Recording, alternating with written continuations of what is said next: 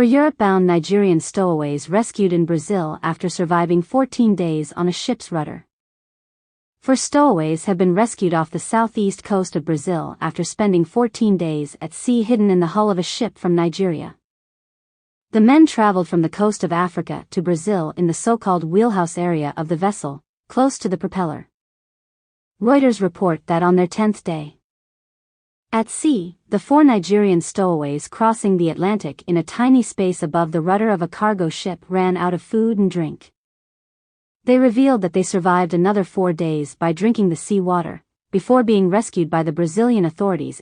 It was a terrible experience for me. Being a first time, I've never tried that before, but because I already made up my mind to leave, I just summoned the courage, but then it's not easy.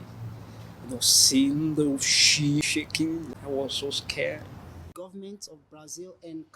Friday said his journey to Brazil began on June 27, when a fisherman friend rowed him up to the stern of the Liberian-flagged Ken Wave, docked in Lagos, and left him by the rudder. To his surprise, he found 3 men already there, waiting for the ship to depart.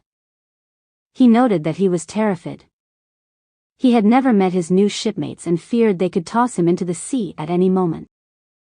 Once the ship was moving, Friday said the 4 men made every effort not to be discovered by the ship's crew, who they also worried might offer them a watery grave.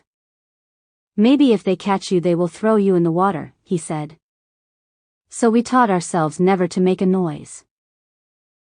The 4 men said they had hoped to reach Europe in their voyage last month and were shocked to learn they had in fact landed on the other side of the Atlantic, in Brazil. 2 of the men have since been returned to Nigeria upon their request, while Ye and Roman Ebamine Friday, a 35-year-old from Bayelsa State, have applied for asylum in Brazil.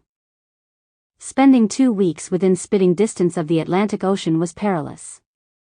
To prevent themselves from falling into the water, Friday said the men rigged up a net around the rudder and tied themselves to it with a rope.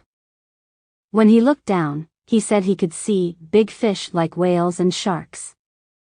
Due to the cramped conditions and the noise of the engine, sleep was rare and risky. "I was very happy when we got rescued," he said. "Pray the government of Brazil will have pity on me," said Friday, who had already attempted to flee Nigeria by ship once before but was arrested by authorities there. Both men revealed that economic hardship, political instability, and crime had left them with little option but to abandon their native Nigeria. Ye, a Pentecostal minister from Lagos State, said his peanut and palm oil farm was destroyed by floods this year, leaving him and his family homeless. He hopes they can now join him in Brazil. For more thrilling news, like and subscribe.